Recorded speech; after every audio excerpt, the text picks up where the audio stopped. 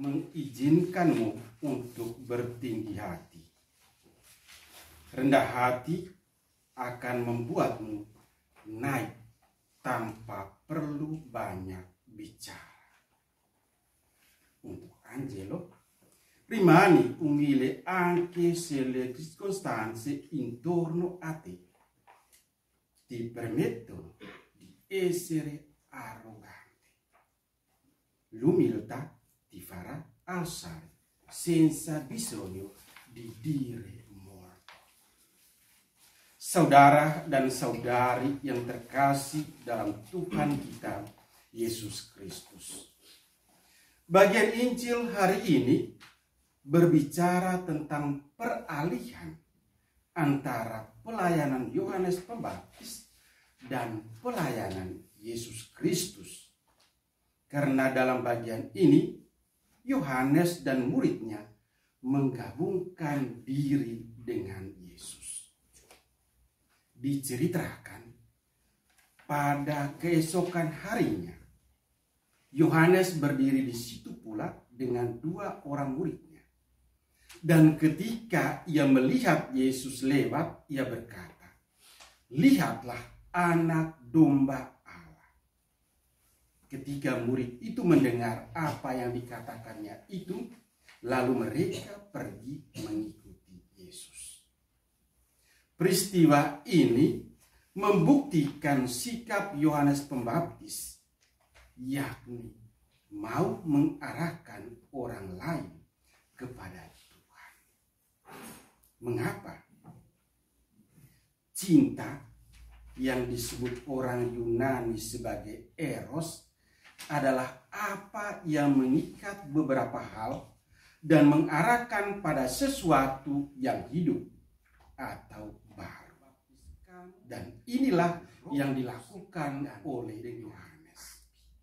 Yohanes ingat akan kata-kata Yohanes. Inilah cetusan hati Yohanes. Betapa Yohanes mau meninggikan Yesus dan mengarahkan muridnya kepada Yesus yang maha tinggi. Yohanes sadar siapakah dirinya. Yohanes tahu siapa dia. Yohanes mengaku dan tidak berdusta, katanya. Aku bukan Mesias. Aku bukan Elia. Aku bukan nabi yang akan datang. Akulah suara orang yang berseru-seru di padang gurun. Luruskanlah jalan Tuhan, seperti yang dikatakan oleh Nabi Yesaya. Sedikit kita belajar tentang teks. Jika kita membandingkan peristiwa ini dengan peristiwa panggilan murid-murid Tuhan Yesus dalam Injil Sinoptik Matius, Markus, dan Lukas, ada beberapa perbedaan yang menonjol. Dalam ketiga Injil Sinoptik, Tuhan Yesus secara aktif memanggil mereka. Sedangkan dalam Injil Yohanes, murid-murid dan Yohanes Pembaptis yang berinisiatif. Panggilan yang diceritakan oleh Yohanes terjadi di Betania yang di seberang sungai Yordan, di mana Yohanes Pembaptis. Sedangkan panggilan yang diceritakan dalam Injil Sinoptik terjadi di tepi Danau Galilea. Juga Yohanes memakai sebutan ke-12 mengenai ke-12 murid itu. Tetapi dia tidak memberi daftar nama mereka seperti yang ada di dalam Injil Sinoptik.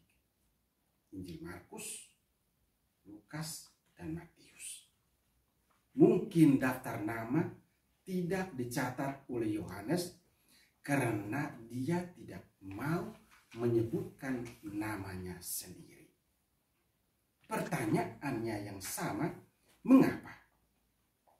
Jawabannya adalah Yohanes ingin memberi kepada kita contoh tentang murid teladan. Apa itu? Yohanes mau mengingatkan kepada Anda dan juga saya tentang panggilan, tentang Allah yang memanggil kita kepada dirinya sendiri. Bahwa perjumpaan antara dua orang murid Yohanes dengan Yesus merupakan awal dari peziarahan pewartaan kabar gembira yang akan dilakukan oleh murid-murid Yesus.